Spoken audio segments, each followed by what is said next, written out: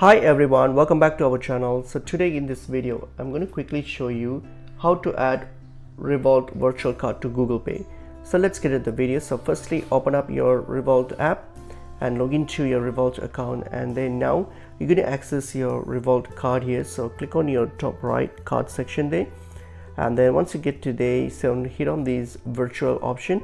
So that will, if you open up the virtual option, that will open up your virtual card details here. So if you want to add these to your Google Pay, all you have to simply do is underneath the screen you'll see you have an add to Google Pay option. So simply tap on it.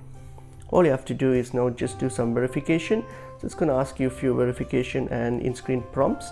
All you have to do is simply complete all those prompts and everything, and then you'll be able to add your virtual card to your Google Pay, and that's pretty much it. It's a pretty easy and a straightforward process. I hope this video was helpful to you all. I will see you in another video. Thank you.